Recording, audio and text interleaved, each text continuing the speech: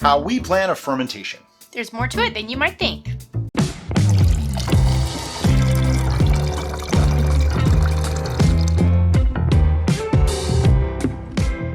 A lot of people ask us questions like, how many strawberries should I add to my mead? Or, what can I do with blueberries in a mead? Or, how do I make this wine? Well, there's no real one right answer to those questions because there's a lot of different ways to make the same kind of wine with the same ingredients and have it come out completely differently. So we thought, well, we get these questions so much that let's actually get into it and show you guys how we plan out a brew, a fermentation, a mead, a wine, whatever it is. And we're going to use this as an example. This is our caramel apple bochet cider. Isn't that a mouthful? And yes, it's a little bit redundant because apple and cider, I know, but you know what? I liked it, so that's why we did it that way. Anyway, this one started out where I was going to do 1.5 pounds of bochet honey and 2 pounds of regular honey.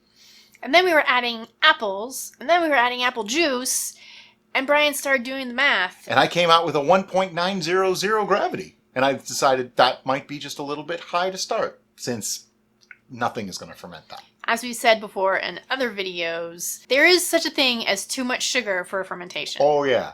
So here's the thing. The reason why we made adjustments was we started saying, okay, how much sugar do the apples add? And I actually found out that a medium-sized Fuji apple, now this is approximation, sometimes you have to because I can't actually measure the sugar in an apple. So a medium-sized Fuji apple has about 15 grams of sugar in it. We used 12 of them. That's about 0.4 pounds of sugar. But we knew we were going to add to this variable because we were going to cook the apples, which is going to change some of the sugars, making them non-fermentable and fermentable, and we didn't know exactly how much of each type we were going to end up. Exactly.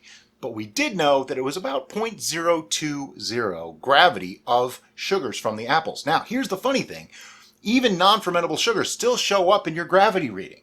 So even though it won't ferment, it's still going to be there. So we had 20 points of gravity already, or a 1.020, just with the apples.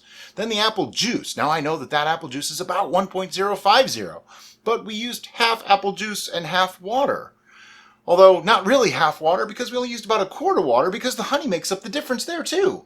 So, wow, see how things change? That 1.050 now just dropped down to 1.025. Roughly. So now we're at 1.045 for those of you keeping score at home. But wait, there's more!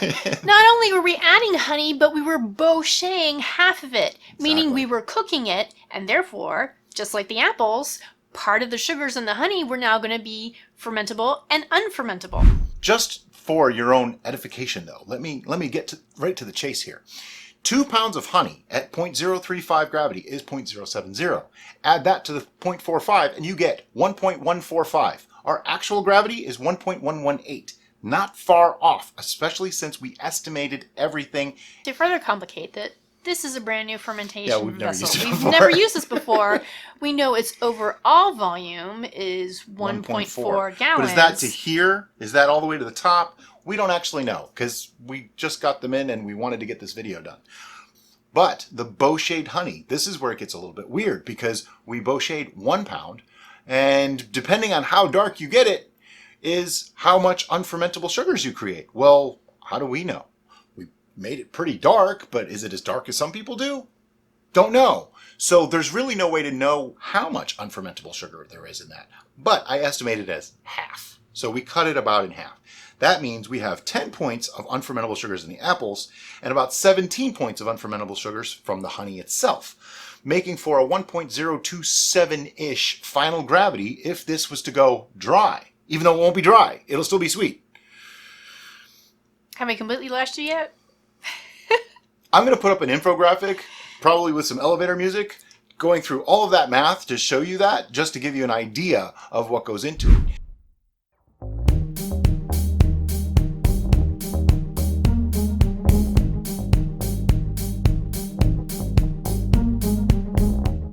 To further exemplify what we do, now you have to take into account yeast and personal preference. We like things to be a little on the sweet side. That's why I wasn't worried about adding non-fermentable sugars to the brew. It's all good. But the more of those that you add in, because they count in your gravity, you could get shock to your yeast if you have too much gravity, even if it can't ferment out. A la our very own bourbon bochet. That's exactly what happened. Yes. There was just too much for the yeast to handle, and most of it was non-fermentable sugars, and it just never was going to ferment. We know that now, and we've learned from that experience.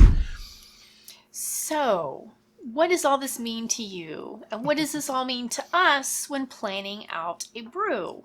Well, we need to know what our goal is, whether it's sweet or dry, whether it's high acid or high tannic, whether it's a particular type of mead or particular type of wine or particular type of cider or beer, because there's so many variations in all those different categories that it's good to have an idea of what your endpoint is going to be and then kind of reverse engineer it to make to that endpoint. Just as an example, if you want to make a cider, right? In order to say I made a cider, it has to be at least 50% fermentables honey. But that leaves a lot of leeway because it could be a 3% alcohol by volume, it could be 10%, it could be 20%, all still a cider. You can totally use different yeasts, you can make it dry, you can make it sweet, and it's still a cider just as long as 50% of those fermentables come from honey, which basically means if you're using an apple juice, usually they're about 1.050 gravity, you have to add at least 1.25 pounds or so of honey to surpass that 1.050 mark.